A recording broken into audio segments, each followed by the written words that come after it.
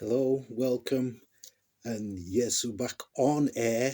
Never left you really, just didn't put a lot of stuff on air for you.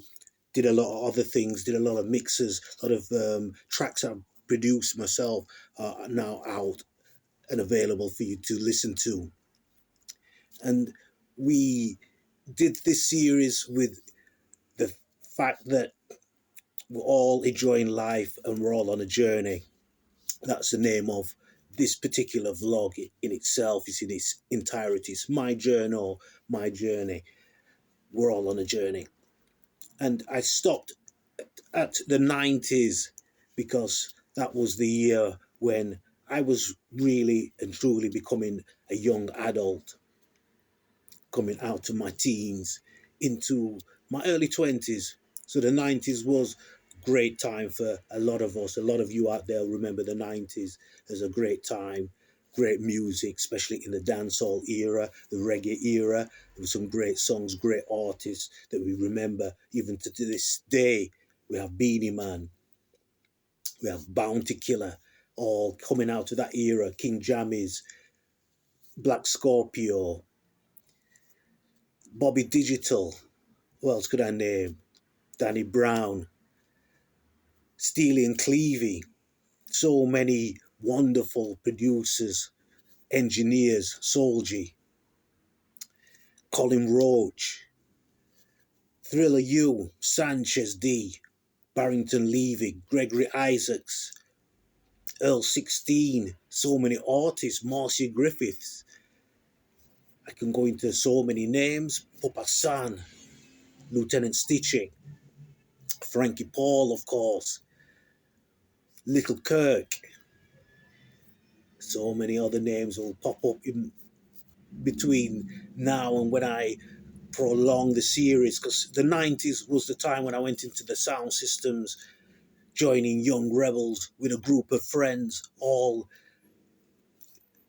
determined to get ourselves out and noticed in the community that we were from: Pittsmore, Burngreave, Broomhall, Nether Edge, Firth Park, all areas that we frequented, Manor, Hackenthorpe, Shire Green, Shirecliffe, Parsons Cross.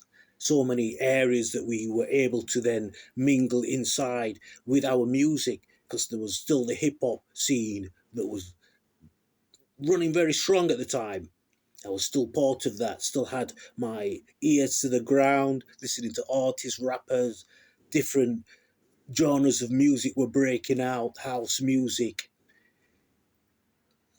garage music was coming out for the first time as well in the 90s, as I remember, way before drum and bass and jungle started to hit the streets. But ragga was the music that was pulling people into the shubbings, the blues, the festivals that were just starting around about then, the outdoor festivals. We would have many outdoor festivals then that were just preempted by somebody having a sound system, plugging it in, setting it up on an area, on some wasteland, and of course entertaining the crowd. Similar to what was happening with the breakdancing at that time, or just before that period, where the breakdancers would bring out their lino and start doing their dances, sometimes inviting other crews to come up to the event or to the where they were and have a face off or a dance off with each other. This was a far cry from the later years when we saw people joining gangs. The gangs were different then. They were dancing gangs. They wouldn't face off to hurt each other most of the time. It would be definitely sorted out and decided by the crowd, by the dance moves, by the energy that you brought. And I was involved in a lot of those events. Turn Ups was a place that was just bubbling over, where they had a Monday night down there. And I went down to that on a few occasions and enjoyed myself immensely as a young adult growing up. And you had the older and the younger adults mingling with each other then. We had the hub, we had everyone's centre. We also had other venues. We had carnivals that were going on that run from Abbeydale all the way through to Burngreave, all the way through town, all the way to Burngreave, ending up on where Malton Street School, Burngreave School was at that time. There was some waste ground, and they would sometimes end up there. There was Spring Street that I was a member of, and Spring Street that was famously situated next to the bus station. There was a bus station next to Spring Street back then. That was a bus depot for buses going towards Kelvin, Hillsborough sides, and further on, Stannington, Stocksbridge.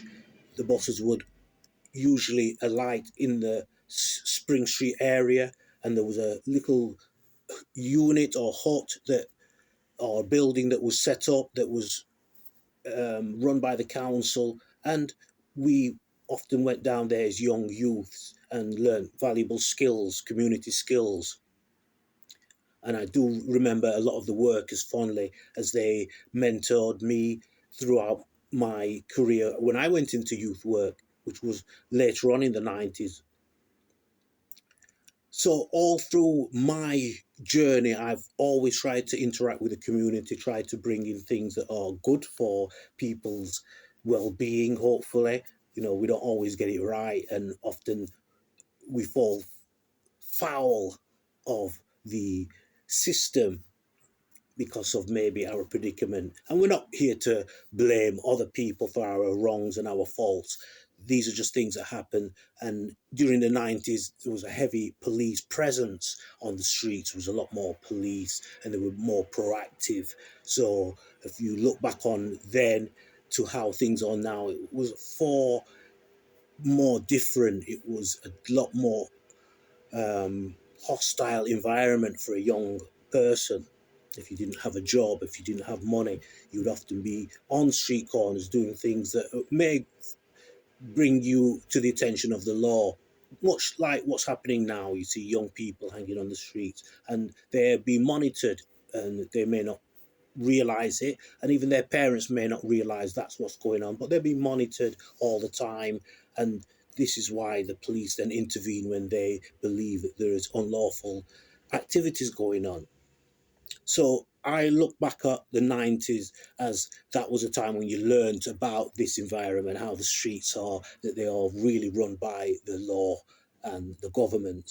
Um, we can't sort of simplify it and say that there are other factors that arise in the streets. So young people, young men, young women often are drawn to the streets by the other factors, you know, the nightclubs, the churches, the youth centres, the pubs, the nightlife, the shops, the different things that they can then go and interact with their friends with doing, you know, shopping malls or often places that young people hang around because of the potential for them to, you know, be around each other. There were also amusement arcades that were very massive back then, and cafes that had slot machines and video games, which was coming into play more and more in the outside environment as well as in the home. You had home computers. Sinclair was one of the names I remember, Atari. So these were names that came from round about that time. Apple and other, Macintosh were names that we were hearing about for the first time. We still have them around today. So you can see where the computer age started to come in. We had cine cameras, but we didn't have digital cameras until like the 90s and the like late 80s. We started hearing about digital. Digital is a concept that not many people really understand. Analog, digital, it's all the same thing if you're not in that world. If you're in that world, then you understand it a bit better.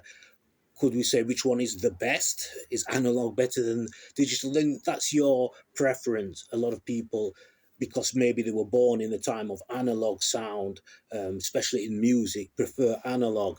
I myself, in the music, I do sway towards that side, but I know that digital has now taken over. So I'm caught up, and the debate's still out on that. Sound systems was also a great part of my evolution, especially in music and with the communities as well at large. Most areas had their own sound system, or they had a budding sound system being set up by somebody in the area, neighbour, friends. They would often get together, as I said that we did when we was younger. Young Rebels, Sovereign Sound. These were names that we used and brought it around with when we was younger. Jam Down Runnings is another sound system that I often worked alongside